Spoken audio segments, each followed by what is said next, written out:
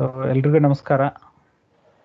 ಇವತ್ತು ನಾನು the trade union act ಬಗ್ಗೆ the payment of bonus act 1965 ಬಗ್ಗೆ ಸ್ವಲ್ಪ ಮಾಹಿತಿಯನ್ನು ಹೇಳ್ತೀನಿ. ನಿನ್ನೆ ಚರ್ಚೆ ಮಾಡಿದ ಹಾಗೆ ಕೆಲವೊಂದು ಮಾಹಿತಿಯನ್ನು ನಿಮಗೆ ತಲುಪಿಲ್ಲ, ನೆಟ್ವರ್ಕ್ ಇಶ್ಯೂ ಇರೋದ್ರಿಂದಾಗಿ ನಾನು ಮತ್ತೆ ರಿಪೀಟ್ ಮಾಡ್ತಾ ಇದ್ದೀನಿ. The payment of bonus act 1965 1965ರಲ್ಲಿ ಬಂದಿರುವಂಥ ಪೇಮೆಂಟ್ ಆಫ್ ಬೋನಸ್ ಆ್ಯಕ್ಟನ್ನು ನಿಮಗೆ ಮಾಹಿತಿಯನ್ನು ಹೇಳಲಿಕ್ಕೆ ಹೋಗ್ತೇನೆ, ಆಯಿತಾ. ಸೊ ಇದರಲ್ಲಿ ಮುಖ್ಯವಾಗಿ ಪ್ರಥಮವಾಗಿ ನೋಡಬೇಕಿರೋದು ಏನಂತ ಹೇಳಿದ್ರೆ, ಪರಿಚಯ ಮಾಡ್ಕೊಳ್ಬೇಕಾದ್ರೆ ಅಂದರೆ ಬ್ಯಾಕ್ಗ್ರೌಂಡ್ ಅಥವಾ ಇದರ ಒಂದು ಹಿನ್ನೆಲೆಯನ್ನು ಅರ್ಥ ಮಾಡ್ಕೊಳ್ಳೋಕೆ ಟ್ರೈ ಮಾಡೋಣ.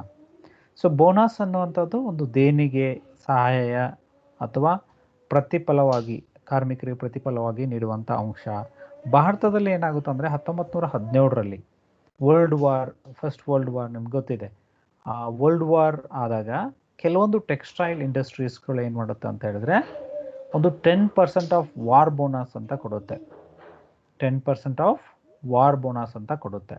ಸೊ 10% ಆಫ್ ವಾರ್ ಬೋನಸ್ ಕೊಟ್ಟಾಗ ಅದು ಭಾರತದಲ್ಲಿರುವಂಥ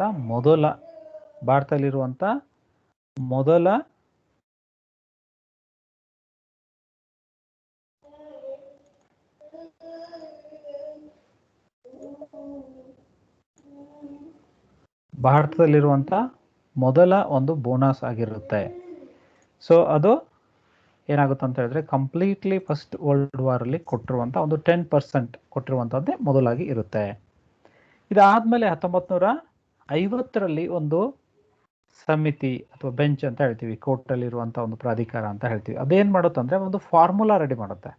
ಹೇಗೆ ಬೋನಸ್ ಎಲ್ಲ ಕೊಡ್ಬೋದು ಅನ್ನೋದನ್ನು ಒಂದು ಕಾನೂನಾತ್ಮಕವಾದಂಥ ಒಂದು ಸಮಿತಿ ಅಥವಾ ಕಾನೂನು ಒಳಗೊಂಡಿರುವಂಥ ಒಂದು ಬೆಂಚ್ ಅಂತ ಏನು ಕರಿತಾ ಇದ್ವಿ, ಅಂದರೆ ಲಾಯರ್ ಮತ್ತು ಜಡ್ಜ್ಗಳನ್ನ ಒಳಗೊಂಡಿರುವಂಥ ಒಂದು ಸಮಿತಿ ಏನು ಮಾಡುತ್ತೆ ಅಂದರೆ ಒಂದು ಫಾರ್ಮುಲಾ ರೆಡಿ ಮಾಡುತ್ತೆ, ಹೇಗೆಲ್ಲ ಕೊಡ್ಬೋದು ಅನ್ನೋದನ್ನು ಮಾಡುತ್ತೆ. 1951ರಿಂದ 61ರವರೆಗೆ ಸುಮಾರು ಒಂದು 10 ವರ್ಷವರೆಗೆ ಬೇರೆ ಬೇರೆ ಚರ್ಚೆಗಳು, ಡಿಸ್ಕಷನ್ಗಳು ಕೂಡ ಸಂಬಂಧಿಸಿದಂತೆ ಅಂದರೆ ಪೇಮೆಂಟ್ ಆಫ್ ಬೋನಸ್ ಬಗ್ಗೆ ಚರ್ಚೆ ಮಾಡಲಿಕ್ಕೆ ಆಗುತ್ತೆ. ಅದಾದಮೇಲೆ ಮುಖ್ಯವಾಗಿ 1961ರಲ್ಲಿ ಒಂದು 3 ಸದಸ್ಯರನ್ನ ಒಳಗೊಂಡಿರುವಂಥ ಮತ್ತು ಬೇರೆ ಬೇರೆ ಆಗಿರುವಂಥ ಒಂದು ಕಮಿಷನ್ಗಳನ್ನ ಸೆಂಟ್ರಲ್ ಗೌರ್ಮೆಂಟ್ ಏನು ಮಾಡುತ್ತೆ ಅಂದರೆ ರಚನೆ ಮಾಡುತ್ತೆ. ಆ ರಚನೆ ಮಾಡಿರುವಂಥ ಸಮಿತಿ ಏನು ಮಾಡುತ್ತೆ ಅಂತ ಹೇಳಿದ್ರೆ, ಒಂದು ಕಾಂಪ್ರಹೆನ್ಸಿವ್ ಆಗಿರುವಂಥ ಪೇಮೆಂಟ್ ಆಫ್ ಬೋನಸ್ ಹೇಗಿರಬೇಕು ಅನ್ನೋದನ್ನು ರೆಕಮೆಂಡೇಶನ್ನ 1961ರಲ್ಲಿ ರಚನೆಯಾದಂಥ ಸಮಿತಿ ಏನು ಮಾಡುತ್ತೆ ಅಂದರೆ ಕೊಡುತ್ತೆ. ಸೊ ಇದನ್ನೆಲ್ಲ ಡಿಸ್ಕಷನ್ಸು, ಡಿಬೇಟ್ಸು ಮತ್ತು ಇದೆಲ್ಲ ಆದಮೇಲೆ, ಚರ್ಚೆಗಳೆಲ್ಲ ಆದಮೇಲೆ ಪಾರ್ಲಿಮೆಂಟಿನ 2 ಹೌಸ್ಗಳಲ್ಲಿ 25 ಸೆಪ್ಟೆಂಬರ್ 1965 ಅಂತ ಹೇಳ್ತೀವಿ. ಸೊ 25 ಸೆಪ್ಟೆಂಬರ್ 1965 ಈ ಬಿಲ್ಲು ಪಾಸ್ ಆಗುತ್ತೆ. ಆ ಬಿಲ್ಲು ನಾವು ಈಗೇನಂತ ಕರಿತಾ ಇದ್ವಿ, the payment of bonus act 1965 ಅಂತ ಕರಿತಾ ಇದ್ವಿ. ಇದು ಈಗ ಪ್ರಚಲಿತ ಇರುವಂಥ ಒಂದು ಆ್ಯಕ್ಟ್ ಅಂತ ಹೇಳ್ತೀವಿ.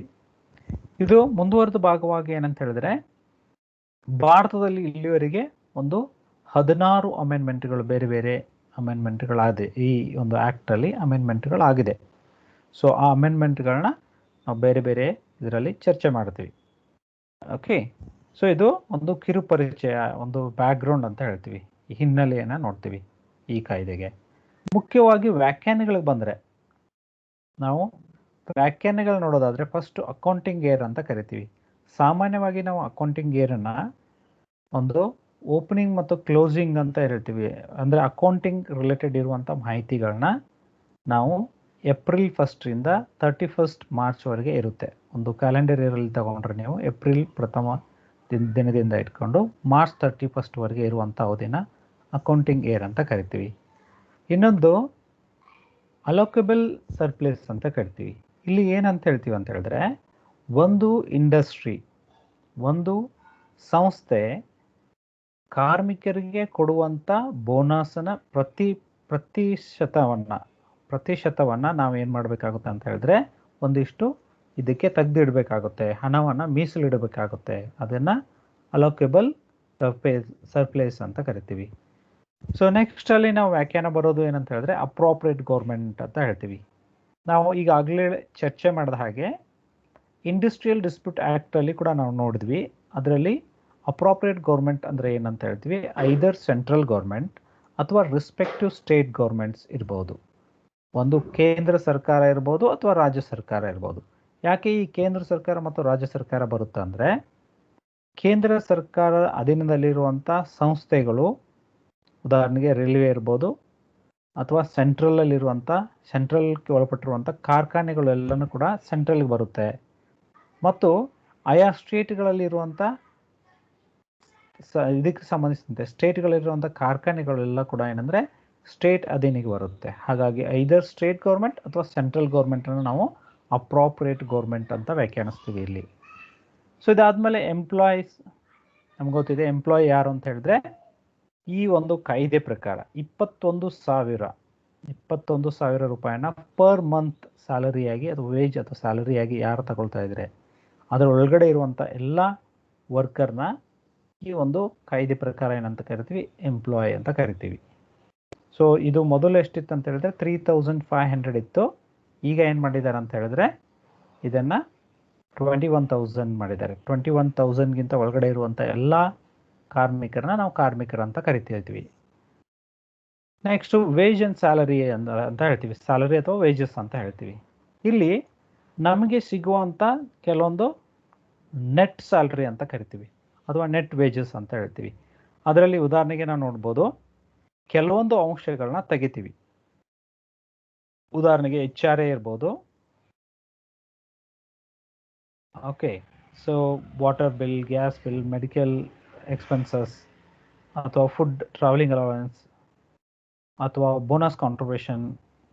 Okay, so gratuity, pension, provident fund, retrenchment commission, other ಕಮಿಷನ್ಸ್ಗಳನ್ನ ಏನಂದರೆ ಎಲ್ಲನೂ ತೆಗೆದ್ಬಿಟ್ಟು ಅವ್ರಿಗೆ ನೆಟ್ ಎಷ್ಟು ಸಿಗ್ತಾ ಇದೆ ಅದನ್ನು ಸ್ಯಾಲರಿ ಅಥವಾ ವೇಜಸ್ ಅಂತ ಕರಿತೀವಿ, ನೆಟ್ ಅಮೌಂಟ್ ಅಂತ ಕರಿತೀವಿ. ಸೊ ಎಂಪ್ಲಾಯರ್ ಆಲ್ರೆಡಿ ನಾವು ಚರ್ಚೆ ಮಾಡಿದ್ವಿ. ದಿ ಫ್ಯಾಕ್ಟ್ರೀಸ್ ಆ್ಯಕ್ಟ್ 1940 ಇದರಲ್ಲಿ ನಾವು ಚರ್ಚೆ ಮಾಡಿದ ಹಾಗೆ ಫ್ಯಾಕ್ಟ್ರೀಸ್ ಆ್ಯಕ್ಟಲ್ಲಿ ಹೇಳುವಾಗ ಎಂಪ್ಲಾಯರ್ ಅಂದರೆ ಯಾರು, ಅಕ್ಯುಪೈಯರ್ ಅಂತ ಕರಿತೀವಿ.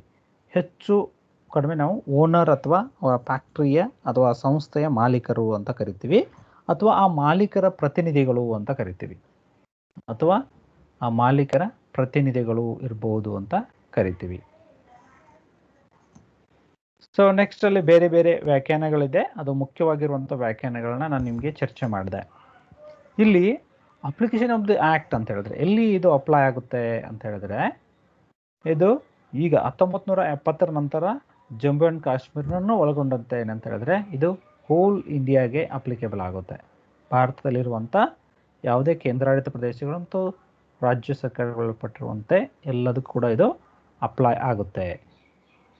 ಸೊ ಇನ್ನೊಂದು ಕ್ಲಾಸಲ್ಲಿ ಹೇಳುವಂಥ ಏನಂದರೆ 30 or more persons R employed ಅಂತ ಕರೀತಾರೆ.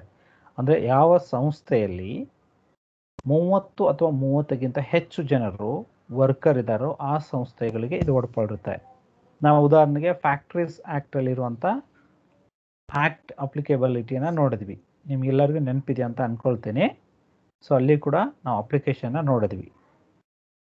ಸೊ ಹಾಗೆ ಇಲ್ಲಿ ಏನಂದರೆ 30 ಅಥವಾ 30ಗಿಂತ ಹೆಚ್ಚು ಜನರು ಇರುವಂಥ ಆರ್ಗನೈಸೇಷನ್ಗಳಲ್ಲಿ ಇದು ಒಂದು ಅಪ್ಲೈ ಆಗುತ್ತೆ. ಒಂದು ವರ್ಷದ ಅವಧಿಯಲ್ಲಿ 30 ಅಥವಾ 30 ಜನರಿಗಿಂತ ಹೆಚ್ಚು ಜನ ವರ್ಕ್ ಮಾಡ್ತಾ ಇದ್ರೆ ಆ ಸಂಸ್ಥೆಗೆ ಈ ಒಂದು ಆ್ಯಕ್ಟ್ ಅಪ್ಲೈ ಆಗುತ್ತೆ ಅಂತ ಹೇಳ್ತೀವಿ. ಕೆಲವೊಂದು ಎಕ್ಸಾಮ್ಷನ್ಸ್ ಇದೆ, ಅಂದರೆ ಕೆಲವೊಂದು ಸಂಸ್ಥೆಗಳಿಗೆ ಇದು ಏನಾಗಲ್ಲ, ಅಪ್ಲೈ ಆಗಲ್ಲ ಅಂತ ಹೇಳ್ತಾರೆ. ಸೊ ಅದು ಯಾವ ಸಂಸ್ಥೆಗಳು ಅಂತ ಹೇಳಿದ್ರೆ ಜನರಲ್ ಇನ್ಶೂರೆನ್ಸ್ ಕಂಪನೀಸ್ ಅಂತ ಹೇಳ್ತೀವಿ. ಉದಾಹರಣೆಗೆ LIC ಇರ್ಬೋದು, ಸ್ಟೇಟ್ ಗೌರ್ಮೆಂಟ್ ಅಥವಾ ಸೆಂಟ್ರಲ್ ಗೌರ್ಮೆಂಟ್ ಎಸ್ಟಾಬ್ಲಿಷ್ಮೆಂಟ್ಗಳಿರ್ಬೋದು, ಇಂಡಿಯನ್ ರೆಡ್ ಕ್ರಾಸ್ ಸೊಸೈಟಿ ಇರ್ಬೋದು, ಯೂನಿವರ್ಸಿಟೀಸ್ಗಳಿರ್ಬೋದು, ಎಜುಕೇಷನಲ್ ಇನ್ಸ್ಟಿಟ್ಯೂಷನ್ಸ್ಗಳಿರ್ಬೋದು, ಹಾಸ್ಪಿಟಲ್ಸ್ಗಳಿರ್ಬೋದು, ಚೇಂಬರ್ ಆಫ್ ಕಾಮರ್ಸ್ ಅಂತ ಕರಿತೀವಿ ಅಲ್ಲಿ ಇರ್ಬೋದು, ರಿಸರ್ವ್ ಬ್ಯಾಂಕ್ ಆಫ್ ಇಂಡಿಯಾದಲ್ಲಿ ಇರುವಂಥ ಸಂಸ್ಥೆ ಮತ್ತು ಅಧೀನದಲ್ಲಿ ಬರುವಂಥ ಸಂಸ್ಥೆಗಳನ್ನ ಕರಿತೀವಿ.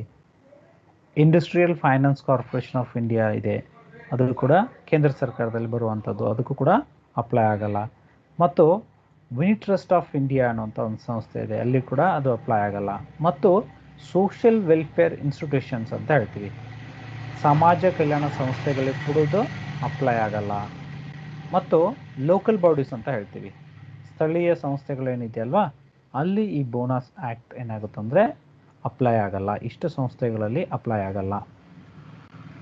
ಓಕೆ, ಸೊ ಇತ್ತೀಚೆಗೆ ಕೆಲವೊಂದು ಸಂಸ್ಥೆಗಳು ಪ್ರೊವಿಷನ್ ಮಾಡ್ಕೊಂಡಿದೆ, ಆದರೆ ಇಷ್ಟು ಸಂಸ್ಥೆಗಳನ್ನ ಇಲ್ಲಿ ತೆಗೆದಿದ್ದಾರೆ ಇದರಿಂದ. ಹಾಗಾದರೆ ಯಾರಿಗೆ ಎಲಿಜಿಬಿಲಿಟಿ ಇದೆ, ಯಾರಿಗೆ ಬೋನಸ್ನ ತೆಗೆದುಕೊಳ್ಳುವಂಥ ಹಕ್ಕಿದೆ, ಅಥವಾ ಯಾರು ಬೋನಸ್ ತೆಗೆದುಕೊಳ್ಳಿಕ್ಕೆ ಎಂಟೈಟಲ್ಡ್ ಇದ್ದಾರೆ ಅನ್ನೋದನ್ನು ನೋಡೋದಾದರೆ ಇಲ್ಲಿ ಒಂದು ಕ್ಲಾಸ್ ಇದೆ. ಏನಂದರೆ not less than 30 days working in a particular year ಅಂತ ಕರಿತೀವಿ. ಒಂದು ವರ್ಷದಲ್ಲಿ 30 ದಿನಗಳ ಕಡಿಮೆ ಇಲ್ಲದಂತೆ ಯಾರಾದರೂ ಕೆಲಸ ಮಾಡಿದರೆ ಆ ವ್ಯಕ್ತಿಗಳು ಈ ಕಾಯ್ದೆಗೆ ಅಥವಾ ಈ ಕಾಯ್ದೆಯಲ್ಲಿ ಬೋನಸನ್ನು ಪಡಲಿಕ್ಕೆ ಎಲಿಜಿಬಲ್ ಆಗಿರ್ತಾರೆ. ಅಂದರೆ ಮಿನಿಮಮ್ ಡೇಸ್ ಅಂದರೆ 30 ದಿನ ಆದರೂ ವರ್ಕ್ ಮಾಡಿರಬೇಕು.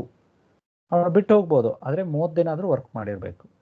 ಅವನಿಗೆ ಬೋನಸ್ ಕೊಡ್ಬೋದು. ಬೋನಸ್ನ ಇಲ್ಲಿ ಕೊಡಲಿಕ್ಕೆ ಹಕ್ಕಿದೆ, ಅಥವಾ ಬೋನಸ್ನ ಈ ಕಾಯ್ದೆಯಲ್ಲಿ ತೆಗೆದುಕೊಳ್ಳಲಿಕ್ಕೆ ಅವಕಾಶ ಇದೆ ಅಂತ ಹೇಳ್ತಾರೆ. ಸೊ ಇದಾದಮೇಲೆ ನಮಗೆ ಡಿಸ್ಕ್ವಾಲಿಫಿಕೇಶನ್ ಅಂತ ಹೇಳ್ತೀವಿ. ಯಾವ ವ್ಯಕ್ತಿಗೆ ಅರ್ಹತೆ ಇರೋದಿಲ್ಲ ಅಥವಾ ಯಾವ ವ್ಯಕ್ತಿಗೆ ನಾವು ಕೊಡದೇ ಇರ್ಬೋದು ಅನ್ನೋದನ್ನು ನೋಡ್ಲಿಕ್ಕೆ ಹೋದರೆ ಒಂದು 4 ಅಂಶಗಳಿದೆ. ಒಂದು ಡಿಸ್ಮಿಸ್ಡ್ ಪರ್ಸನ್ ಅಂತ ಹೇಳ್ತೀವಿ. ಸೇವೆಯಿಂದ ಅಮಾನತುಗೊಂಡಿರುವಂಥ ವ್ಯಕ್ತಿಗಳು, ಸೇವೆಯಿಂದ ಅಮಾನತುಗೊಂಡಿರುವಂಥ ವ್ಯಕ್ತಿಗಳು ಅಂತ ಹೇಳ್ತೀವಿ. ಸೊ ಎರಡನೇದು ಫ್ರಾಡ್ ಮಾಡಿರೋಂಥವ್ರು. ಯಾರಾದರೂ ಫ್ರಾಡ್ ಮಾಡಿದರೆ, ಸಂಸ್ಥೆಗೆ ಯಾರಾದರೂ ಫ್ರಾಡ್ ಮಾಡಿದರೆ ಅವರು ಕೂಡ ಈ ಒಂದು ಇದರಿಂದ ಎಕ್ಸಮ್ಷನ್ ಇರ್ತಾರೆ. ಮತ್ತು ರಾಯ್ಟ್ಸ್ ಆರ್ ವೈಲೆನ್ಸ್ ಬಿಹೇವಿಯರ್ ಅಂತ ಹೇಳ್ತೀವಿ. ಈ ಮತಿಗಲಭೆ, ಜಾತಿ ಗಲಭೆಯನ್ನು ತಂದಿರುವಂಥವ್ರು ಅಥವಾ ವೈಲೆಂಟ್ ಬಿಹೇವಿಯರ್ ಏನಾದರೂ ಪರ್ಫಾರ್ಮ್ ಮಾಡಿದರೆ ಆ ಇಂಡಸ್ಟ್ರೀಸಲ್ಲಿ ಕೂಡ ಅವ್ರಿಗೆ ಇಲ್ಲಿ ತೆಗೆದಾಕ್ತಾರೆ, ಅಥವಾ ಅವರು ಕೂಡ ಕ್ವಾಲಿಫೈಡ್ ಇರಲ್ಲ ಅಂತ ಹೇಳ್ತಾರೆ. ಮತ್ತು ಇಲ್ಲಿ ಮಿಸ್ಅಪ್ರೋಪ್ರಿಯೇಟ್ ಇರುವಂಥ ಬಿಹೇವಿಯರ್ಗಳನ್ನೇನಾದ್ರು ಮಾಡಿದರೆ ಅಥವಾ ಡ್ಯಾಮೇಜ್ ಏನಾದರೂ ಮಾಡಿದರೆ, ಸಂಸ್ಥೆಯಲ್ಲಿರುವಂಥ ಆಸ್ತಿ ಪಾಸ್ತಿಗೆ ಹಾನಿ ಮಾಡಿದರೆ, ಅಥವಾ ಅವರ ಇದಕ್ಕೆ ಸಂಬಂಧಿಸಿದಂತೆ ಏನಾದರೂ ತೊಂದರೆಗಳೇನಾದ್ರು ಆಗಿದ್ದರೆ ಅವರಿಗೆ ಇಲ್ಲಿ ಏನಾಗುತ್ತೆ ಅಂತ ಹೇಳಿದ್ರೆ ಕಂಪ್ಲೀಟ್ ಆಗಿರುವಂಥ ಒಂದು ಈ ಬೋನಸ್ನ ಕೊಡದೇ ಇರ್ಬೋದು. ಈ 4-5 ಕಾರಣಗಳನ್ನು ಇಟ್ಕೊಂಡು ನಾವು ನೋಡ್ತೀವಿ, ಡಿಸ್ಕ್ವಾಲಿಫಿಕೇಶನ್ ನೋಡ್ತೀವಿ. ಇನ್ನು ಮಿನಿಮಮ್ ಆ್ಯಂಡ್ ಮ್ಯಾಕ್ಸಿಮಮ್ ಬೋನಸ್ ಬಗ್ಗೆ ಮಾತಾಡೋದಾದರೆ, ಈ ಒಂದು ಆ್ಯಕ್ಟಲ್ಲಿ ಏನಂತ ಹೇಳಿದ್ರೆ ಮಿನಿಮಮ್ ಮತ್ತು ಮ್ಯಾಕ್ಸಿಮಮ್ ಬೋನಸ್ ಎಷ್ಟು ಕೊಡ್ಬೋದು? ಒಂದು ಪರ್ಟಿಕ್ಯುಲರ್ ಅಕೌಂಟಿಂಗ್ ಇಯರ್ ಅಂತ ಹೇಳ್ತೀವಿ. ಒಂದು ಪರ್ಟಿಕ್ಯುಲರ್ ಅಕೌಂಟಿಂಗ್ ಇಯರಲ್ಲಿ ಇರುವಂಥ, ಅಂದರೆ ಏಪ್ರಿಲ್ 1ರಿಂದ ಮಾರ್ಚ್ 31 ಅವಧಿಯಲ್ಲಿ ವರ್ಕರ್ಗೆ maximum of 20% and minimum of 8.33% ಅವರ 33% ಒಂದು ಇದನ್ನು ಬೋನಸ್ನ ಕೊಡಬೇಕು ಅನ್ನುವಂಥ ಈ ಕಾಯ್ದೆಯಲ್ಲಿ ಹೇಳುತ್ತೆ. 10 ಮತ್ತು 11ನೇ ಸೆಕ್ಷನಲ್ಲಿ ಹೇಳುತ್ತೆ. ಸೊ ಹಾಗಾದರೆ ಇದನ್ನ ಕ್ಯಾಲ್ಕುಲೇಷನ್ನ ನಾವು ಮುಂದೆ ಇದರಲ್ಲಿ ನೋಡ್ತೀವಿ. ಕೆಲವೊಂದು ಎಕ್ಸಾಮ್ಷನ್ಸ್ ಇದೆ. ಎಕ್ಸಾಮ್ಷನ್ಸ್ ಅಂದರೆ ಮೊದಲು ಕಂಪನಿಯನ್ನು ಸ್ಟಾರ್ಟ್ ಮಾಡಿದರೆ, ಮೊದಲು ಒಂದು 4 ವರ್ಷ ಕಂಪನಿಯನ್ನು ಸ್ಟಾರ್ಟ್ ಮಾಡಿದೆ, ಈಗ ಒಂದು ಹೊಸ ಸಂಸ್ಥೆಯನ್ನು ಸ್ಟಾರ್ಟ್ ಮಾಡಿದ್ದಾರೆ ಅಂತ ಅಂದ್ಕೊಳ್ಳಿ. ಇದಕ್ಕೆ ಪ್ರಥಮ 4 ವರ್ಷದವರೆಗೆ ಅವ್ರಿಗೆ ಎಕ್ಸಾಮ್ಷನ್ಸ್ ಇರುತ್ತೆ. ಅವರು ರಿಕ್ವೆಷನ್ ಹಾಕಿ ಕೇಳ್ಬೋದು, ನಾವು ಕಂಪನಿ ಈಗ ಸ್ಟಾರ್ಟ್ ಮಾಡಿದ್ವಿ, ಇದರಿಂದಾಗಿ ನಮಗೆ ಬೋನಸ್ನ ಕೊಡಲಿಕ್ಕಾಗಲ್ಲ ಅಂತ ಹೇಳಿ 4ನೇ ವರ್ಷವರೆಗೂ ಹೋಗ್ಬೋದು. ಆದರೆ 5ನೇ ವರ್ಷದಲ್ಲಿ ಕೂಡ ಏನಿದೆ ಅಂದರೆ 5ನೇ ವರ್ಷದಲ್ಲಿ ಅವ್ರಿಗೆ ಒಂದು ಏನಿರುತ್ತೆ ಅಂದರೆ 1 ವರ್ಷ ಮತ್ತೆ ಎಕ್ಸ್ಟೆಂಡ್ ಮಾಡ್ಬೋದು, ಆದರೆ ನೆಕ್ಸ್ಟ್ ಇಯರ್ ಕೊಡಲೇಬೇಕು. ಫಾರ್ ಎಕ್ಸಾಂಪಲ್, ಒಂದು ಸಂಸ್ಥೆ 4 ವರ್ಷನ ಕಂಪ್ಲೀಟ್ ಆಗಿದೆ, 5ನೇ ವರ್ಷಕ್ಕೆ ಬಂದಿದೆ, 5ನೇ ವರ್ಷಕ್ಕೂ ಕೊಡದೇ ಇರ್ಬೋದು. ಬಟ್ 6ನೇ ವರ್ಷಕ್ಕೆ ಹೋಗುವಾಗ ಅವರು 6ನೇ ವರ್ಷದ್ದು ಕೊಡಬೇಕು ಮತ್ತು 5ನೇ ವರ್ಷದ್ದು ಕೊಡಬೇಕಾಗುತ್ತೆ. ಸೊ ಇಲ್ಲಿ ನೋಡ್ಬೋದು ನಾವು 6ನೇ ವರ್ಷಕ್ಕೆ ಸಂಸ್ಥೆ ಹೋಗಿದೆ ಅಂದರೆ ಅದೇನು ಮಾಡಬೇಕಂತ ಹೇಳಿದ್ರೆ ನಮಗೆ ಕಂಪ್ಲೀಟಾಗಿ ಇಲ್ಲಿ 5 ಮತ್ತು 6 2 ವರ್ಷ ಅಕೌಂಟಿಂಗ್ ಇಯರ್ದನ್ನು ಏನು ಮಾಡಬೇಕು, ಅವರು ಇಲ್ಲಿ ನೀಡಬೇಕಾಗುತ್ತೆ. ಸೊ ಇನ್ ಕೇಸ್ 6ನೇ ವರ್ಷಕ್ಕೂ ನೀಡೋಕ್ಕಾಗದೇ ಇದ್ದರೆ ಇನ್ನೊಂದು ಕ್ಲಾಸನ್ನು ಕೊಡ್ತಾರೆ, 7ನೇ ವರ್ಷಕ್ಕೆ ನೀಡ್ಬೋದು ಅಂತ ಹೇಳ್ತಾರೆ. ಬಟ್ 7ನೇ ವರ್ಷಕ್ಕೂ ಕೂಡ ನಾವು ಅಲಾಟ್ ಮಾಡುವಂಥ ದುಡ್ಡು ಹೇಗಿರುತ್ತೆ ಅಂದರೆ 5ನೇ ವರ್ಷದ್ದು ಕೊಡಬೇಕಾಗುತ್ತೆ, 6ನೇ ವರ್ಷದ್ದು ಕೊಡಬೇಕಾಗುತ್ತೆ, ಮತ್ತು 7ನೇ ವರ್ಷದ್ದು ಕೂಡ ಅವ್ರು ಏನು ಮಾಡಬೇಕಾಗುತ್ತೆ ಅಂದರೆ ಇಲ್ಲಿ ಕೊಡಬೇಕಾಗುತ್ತೆ. ಹಾಗಾದರೆ ಇದ್ರ ಪ್ರಕಾರ ಏನಂದರೆ ಮೊದಲು 4 ವರ್ಷದಲ್ಲಿ ಅವರಿಗೆ ಎಕ್ಸಾಮ್ಷನ್ ಇದೆ, 5, 6, 7 ಮತ್ತು ಅವ್ರು ತದನಂತರ ಬರುವಂಥ ವರ್ಷಗಳಲ್ಲಿ ಆ ಸಂಸ್ಥೆಯವರು ಬೋನಸ್ನ ಕೊಡಲೇಬೇಕು ಅಂತ ಹೇಳ್ತಾರೆ. ಬೋನಸನ್ನು ನೀಡಲೇಬೇಕು ಅಂತ ಹೇಳ್ತಾರೆ. ಸೊ ಇಲ್ಲಿ ನೋಡ್ಬೋದು ನಾವೇನಂತ ಹೇಳಿದ್ರೆ ಬೋನಸ್ನ ಕ್ಯಾಲ್ಕುಲೇಟ್ ಮಾಡುವಂಥ ಒಂದು ಪ್ರೊಸೀಜರ್ನ ನೋಡ್ಬೋದು. ಇಲ್ಲಿ ನಿಮಗೆ ಕಾಣಿಸ್ತಾ ಇದೆ ಏನಂತ ಹೇಳಿದ್ರೆ ಬೋನಸನ್ನು ಹೇಗೆ ಕ್ಯಾಲ್ಕುಲೇಟ್ ಮಾಡ್ತಾರೆ ಅಂದರೆ basic salary plus D A, ಏನು ಡೈಲಿ ಅಲೌನ್ಸ್ ಡೈಲಿ ಅಲೌನ್ಸ್ ಅಂತ ಏನು ಕರಿತಾ ಇದ್ವಿ ಅವರು ಎರಡನ್ನ ಸೇರಿಸ್ತೀವಿ ಇಂಟು 12 ಅಂದರೆ 12 ತಿಂಗಳು ವರ್ಕ್ ಮಾಡಿರ್ತಾರೆ 12 ತಿಂಗಳು ಮತ್ತು ಇಂಟು 8.33% ಇಸ್ ನಥಿಂಗ್ ಬಟ್ ಏನಂತ ಹೇಳಿದ್ರೆ minimum wages minimum bonus amount ಅಂತ ಹೇಳ್ತೀವಿ. ಮಿನಿಮಮ್ ಬೋನಸ್ ಅಮೌಂಟ್ ಅಂತ ಹೇಳ್ತೀವಿ. ಸೊ ಹಾಗಾದರೆ ಇದನ್ನ ಕ್ಯಾಲ್ಕುಲೇಷನ್ನ ಇಲ್ಲಿ ನೋಡಿ. ಈಗ ಬೋನಸ್ ಎಕ್ಸಾಂಪಲ್ ಆಗಿ ಇಟ್ಕೊಳ್ಳಿ, 5,000 ಅವ್ರಿಗೆ ಏನಿದೆ ಒಂದು ಬೇಸಿಕ್ ಸ್ಯಾಲ್ರಿ ಇದೆ ಅಂತ ಅಂದ್ಕೊಳ್ಳಿ. ನಮ್ಮ ಕಂಡೀಷನ್ ಈ ಆ್ಯಕ್ಟ್ ಪ್ರಕಾರ bonus payment of bonus act ಪ್ರಕಾರ ಎಷ್ಟು ಇರಬೇಕು, 21,000 ಒಳಗಡೆ ಇರಬೇಕು, ಅದಕ್ಕಿಂತ ಮೀರಿರಬಾರ್ದು. ಸೊ ಇಲ್ಲಿ 5,000 ಇದೆ ಅಂತ ಅಂದ್ಕೊಳ್ಳಿ ಬೇಸಿಕ್ ಸ್ಯಾಲರಿ, ಡಿ ಎ 1,000 ಕೊಡ್ತಾ ಇದ್ದಾರೆ, 6,000 ಆಗ್ತಾ ಇದೆ ಇಂಟು 12 ಇಂಟು 8.33. ಸೊ ಇಲ್ಲಿ ಪರ್ಸಂಟೇಜ್ ಇದೆ, ಹಾಗಾಗಿ ಡಿವೈಡೆಡ್ ಬೈ 100 ಆಗುತ್ತೆ. ಓಕೆ, ಅದು ಡಿವೈಡೆಡ್ ಬೈ 100 ಇಲ್ಲಿ ಪರ್ಸಂಟೇಜ್ನ ತೆಗೆದ್ರೆ ಡಿವೈಡೆಡ್ ಬೈ 100 ಆಗುತ್ತೆ. ಓಕೆ, ಸೊ ಹಾಗಾದರೆ 5 ಮತ್ತು 1,000 6,000 ಆಗಿದೆ, ಇಂಟು ಹೇಗಿದೆ ಹಾಗೆ ಇದೆ. ಸೊ 12 ಆ್ಯಂಡ್ 8.33 ಇದೆ, 8 ಡಿವೈಡೆಡ್ ಬೈ 100 ಇದೆ. ಸೊ ಹಾಗಾದರೆ ಇದನ್ನು 6,000 ಇಂಟು 12 ಮಾಡಿದಾಗ ನಮಗೆ 72,000 ಆಯಿತು, ಇಂಟು 8.33 ಇದೆ, ಡಿವೈಡ್ ಬೈ 100 ಇದೆ. ಸೊ ಇದನ್ನು ಎಂಡಿಗೆ ನಾವು ಕ್ಯಾಲ್ಕುಲೇಟ್ ಮಾಡಿದಾಗ ಇದಕ್ಕೆ ಗುಣಿಸಿ ಮತ್ತು 100ಕ್ಕೆ ಭಾಗಿಸಿದಾಗ ನಮಗೆ ಎಷ್ಟು ಸಿಗುತ್ತೆ, 5,997.6 rupees ಪರ್ annum ಬೋನಸ್ ಸಿಗುತ್ತೆ ಅವರಿಗೆ. ಓಕೆ, ಸೊ ಇದು ಒಂದು ಮಾಡೆಲ್ ಕ್ಯಾಲ್ಕುಲೇಷನ್ ಅಂತ ಹೇಳ್ತೀವಿ, ಜನರಲ್ ಆಗಿರುವಂಥ ಒಂದು ಕ್ಯಾಲ್ಕುಲೇಷನ್. ಇಲ್ಲಿ ನೆನಪಲ್ಲಿ ಇಟ್ಕೊಳ್ಳಿ, ಈ 12 ತಿಂಗಳು ವೇರಿ ಆಗ್ಬೋದು, ಯಾಕಂದರೆ ಆ ವ್ಯಕ್ತಿ ಎಷ್ಟು ತಿಂಗಳು ಕೆಲಸ ಮಾಡಿದ್ದಾನೆ ಅನ್ನೋದ್ರ ಮೇಲೆ ಡಿಪೆಂಡ್ ಆಗಿರುತ್ತೆ. ಆ ವ್ಯಕ್ತಿ ಎಷ್ಟು ತಿಂಗಳು ವರ್ಕ್ ಮಾಡಿದ್ದಾನೆ ಅನ್ನೋದ್ರ ಮೇಲೆ ಡಿಪೆಂಡ್ ಇರುತ್ತೆ. ಕೆಲವು ಸಂಸ್ಥೆಗಳು ಈ ಒಂದು ಬೋನಸ್ ಅಮೌಂಟ್ನ ಜಾಸ್ತಿ ಕೊಡ್ತಾ ಇರ್ಬೋದು. ಉದಾಹರಣೆಗೆ 10% ಕೊಡ್ಬೋದು, 15% ಕೊಡ್ಬೋದು, 12% ಕೊಡ್ಬೋದು, ಅಪ್ ಟು 20ವರೆಗೆ ಅವ್ರಿಗೆ ಅವಕಾಶ ಇದೆ. ಓಕೆ, ಸೊ ಹಾಗಾಗಿ ಇದು ವೇರಿ ಆಗ್ಬೋದು ಮತ್ತು ಇದು ವೇರಿ ಆಗ್ಬೋದು. ಸೊ ಹಾಗಾಗಿ ನಾವೇನಂದರೆ ಕಂಪ್ಲೀಟ್ ಆಗಿ ಇವನ್ನ ಒಂದು ಎಕ್ಸಾಂಪಲ್ ಆಗಿ ಇಟ್ಕೊಂಡು ನೋಡಿದ್ರು ಕೂಡ ಇದು ಪರ್ಸನಿಂದ ಪರ್ಸನ್ಗೆ ಏನಾಗಿರುತ್ತೆ ಅಂತ ಹೇಳಿದ್ರೆ ಬೇರೆ ಬೇರೆ ಆಗಿರುತ್ತೆ. ಓಕೆ, ಸೊ ಅದನ್ನು ನಾವು ಈ ಇದರಲ್ಲಿ ನೋಡ್ತೀವಿ. ಸೊ ಇದೊಂದು ಕ್ಯಾಲ್ಕುಲೇಷನ್ ಆಗಿರುವಂಥದ್ದನ್ನ ನೋಡ್ತೀವಿ. ಓಕೆ, ಇನ್ನು ನೆಕ್ಸ್ಟ್ ಟೈಮ್ ಲಿಮಿಟ್ ಬಗ್ಗೆ ನೋಡೋಣ.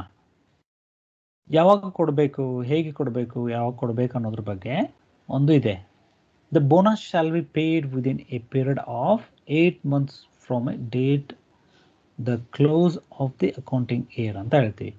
ಒಂದು ನಮಗೆ 31st ಮಾರ್ಚ್ಗೆ ಕ್ಲೋಸ್ ಆಗುತ್ತೆ ಅಕೌಂಟಿಂಗ್ ಇಯರ್ ಅಂದರೆ, ಅದಕ್ಕಿಂತನೂ ಫ್ರೀಯಾಗಿ 8 ತಿಂಗಳ ಮುಂಚಿತವಾಗಿ ಏನು ಮಾಡ್ಬೋದು, ಕೊಡಬೇಕಾಗುತ್ತೆ.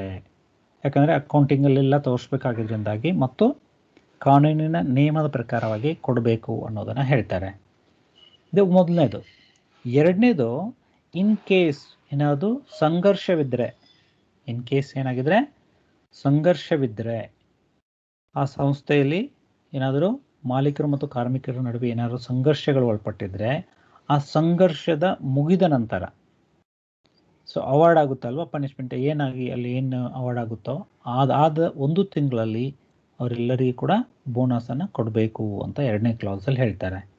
ಇನ್ನು 3ನೇ ಕ್ಲಾಸಲ್ಲಿ ಅಪ್ರೋಪ್ರಿಯೇಟ್ ಗೌರ್ಮೆಂಟ್ ಅಂತ ಹೇಳ್ತೀವಿ, either central government or state government. ಯಾವುದೇ ಸರ್ಕಾರಗಳು ಒಂದು ನೋಟಿಸ್ನ ಹೊರಡೋ ಮೂಲಕವಾಗಿ, ಒಂದು ಗೆಜೆಟೆಡಲ್ಲಿ ಒಂದು ನೋಟಿಫಿಕೇಶನ್ನ ಮಾಡೋದ್ರ ಮೂಲಕವಾಗಿ 2 ವರ್ಷದವರೆಗೆ, ಮ್ಯಾಕ್ಸಿಮಮ್ ಎಷ್ಟು 2 ವರ್ಷದವರೆಗೆ ಅವರು ಮುಂದಕ್ಕೆ ಹಾಕ್ಬೋದು. ಉದಾಹರಣೆಗೆ ಈಗ ಪ್ಯಾಂಡಮಿಕ್ ಇದೆ, ಈಗ ಅವರು ಹೇಳ್ಬೋದು ಏನಂತಂದರೆ ಈಗ ಪ್ಯಾಂಡಮಿಕ್ ಇದೆ, ಅದಕ್ಕೋಸ್ಕರ ಏನು ಮಾಡೋಣ, ಈ 1 ವರ್ಷನ ಮುಂದೆ ಹಾಕೋಣ. ಸೊ ಹೋದ ವರ್ಷ ಆಗಿದೆ ಅಂತ ಅಂದ್ಕೊಳ್ಳಿ, ಈ ವರ್ಷನ ಮುಂದೆ ಹಾಕೋದು.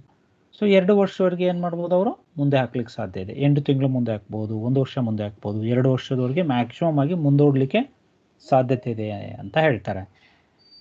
ಸೊ ಇದಾದಮೇಲೆ ನಮಗೆ ಮೋಡ್ ಆಫ್ ಪೇಮೆಂಟ್ ಬಗ್ಗೆ ಹೇಳುವಾಗ, ಸೊ ಮೋಡ್ ಆಫ್ ಪೇಮೆಂಟಲ್ಲಿ ಇದು ಯಾರಿಗೆ, ಎಂಪ್ಲಾಯರ್ ಯಾರಿದ್ದಾರೆ ಆ ಎಂಪ್ಲಾಯರ್ಗೆ ಕೊಟ್ಟಿದ್ದಾರೆ, ಓಪನ್ ಅವಕಾಶ ಕೊಟ್ಟಿದ್ದಾರೆ.